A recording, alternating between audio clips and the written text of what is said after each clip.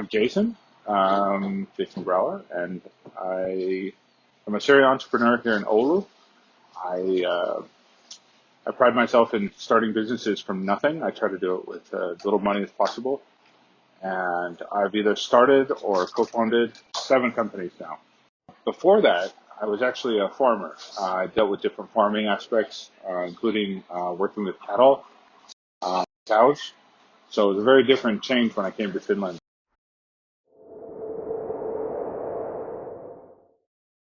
In terms of obstacles, having been in Finland, I think language was an initial challenge.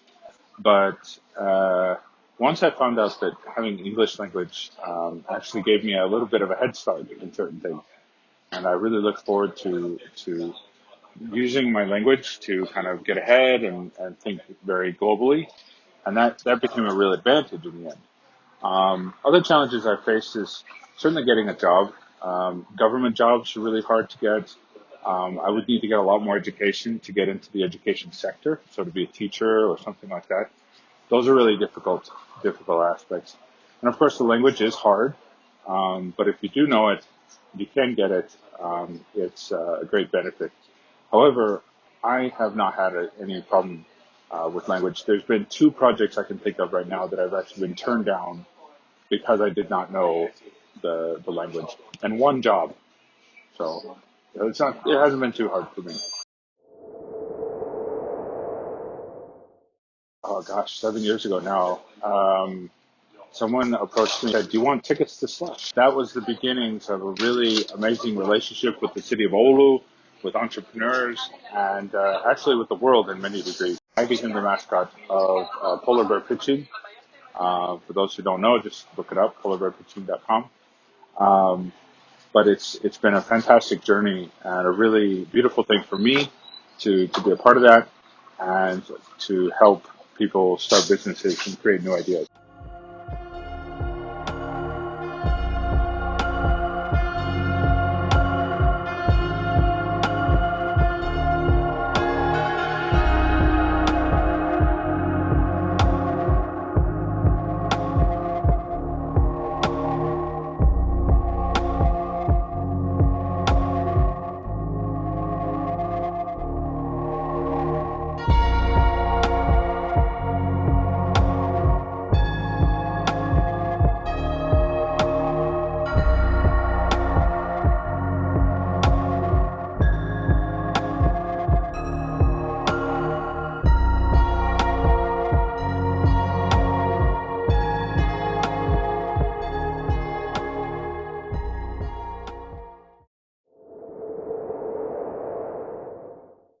So Tortilla House is a great part of my work experience. I'm simply being kind of like a head manager or general manager.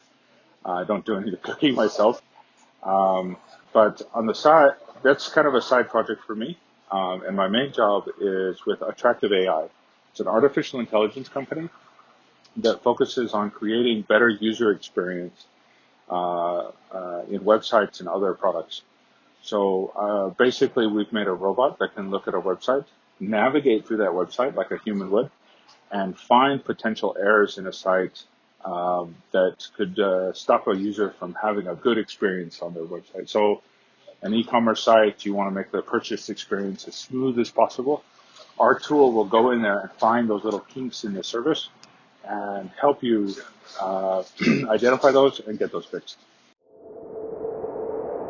That's a really important point that I always stress a lot in my work, is that people think they have to have the business first before they make the sale. But the real heart of a business is actually being able to make your idea and actually make money with it first. That's the real core. So I usually tell people to avoid making a company until the last moment. See if they can't sell something now. Building the company is relatively easy. It's a day, a little bit of paperwork, a little bit of money, and then you're out the door as a business. And that's not a problem. The real core of the problem is, what are you going to do after that? Right? So how are you going to make money? How are you going to develop it into something that people really want or enjoy? And that's really difficult to do. So it's really important to focus on that first, and or a limited liability company, and say we're good to go. In terms of my career and starting businesses, of course we've made several OUs, but the real focus has always been on the business first. And I've got 5, 6 other ideas that I'm working on, but I don't need to make them into businesses yet. They have to start making money. It's like selling a bicycle. If you want to sell a bicycle, used or new, sell the bicycle. It's okay. Just make sure you do your taxes.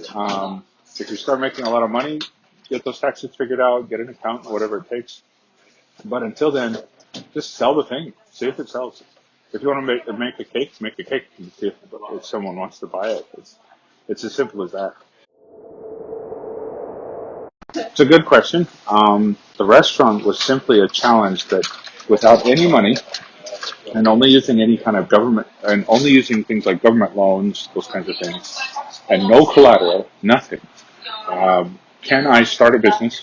Can I establish it into something that is profitable and can hire people? And that was the real challenge there. And so so that's one of the reasons I started this restaurant. And I took every shortcut I could to kind of get to that point. So instead of starting a restaurant on my own with all of its own recipes, I made an agreement with a company in Helsinki that I really enjoyed and moved that up here and told them, I'll build you the franchise. So that was the innovative feature here, is that I'll build his franchise. And I actually offered him assistance in that franchise contract. And it was made loose enough that I could have the freedom to do cool ideas.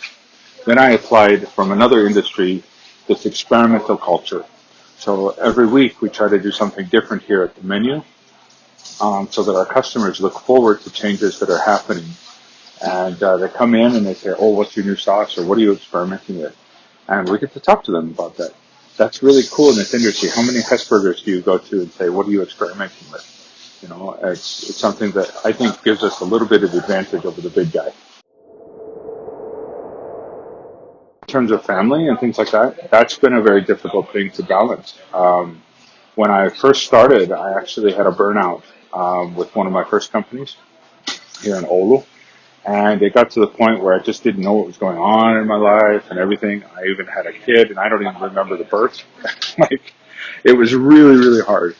And I realized if I'm going to continue in business, I need to find that balance that I can use and take advantage of the situation. So slowly but surely, I was able to kind of recover from that and work on new ideas. And that created new opportunities for me.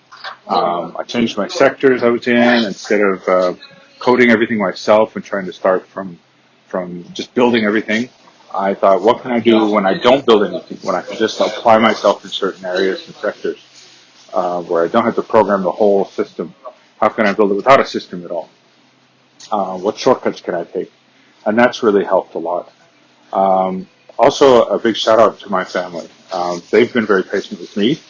We've had some really tough times, but it's gotten better. In terms of future plans, what I dream about, there are several things I'm working on. I want to find things that people think is trash and turn it into treasure. That's the important part of my workings. Maybe get into politics. That might be an interesting direction for me. I have been offered and asked to join a few different political parties going forward, but I haven't kind of made the jump yet. I need to be more prepared there.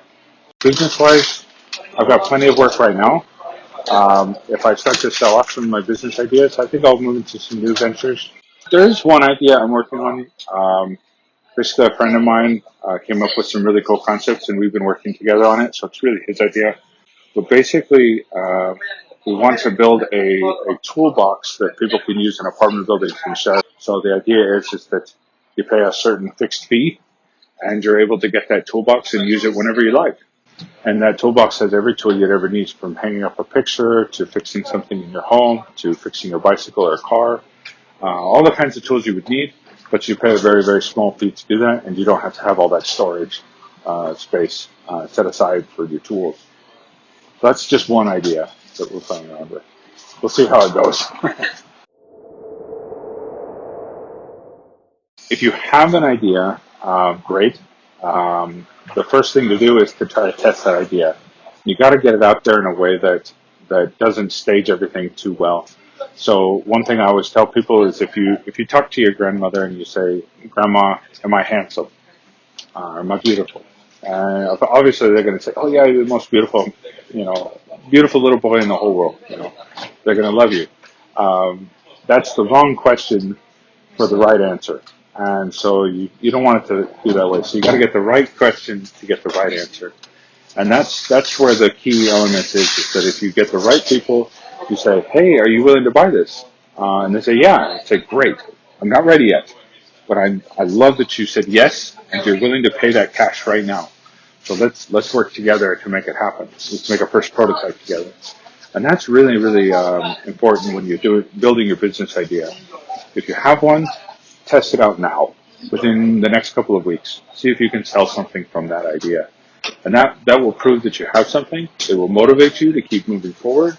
And you can do it with less money and with less excuses like, "Oh, I need to make this software platform," or "I need to make an app to make this work."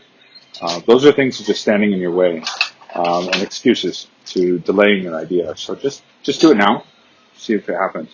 Now, if you want to be an entrepreneur, you're curious about it, and you don't have an idea, if you like working or cleaning, or if you like driving a car, if you like working on cars, whatever it is, turn it into something that builds a business idea.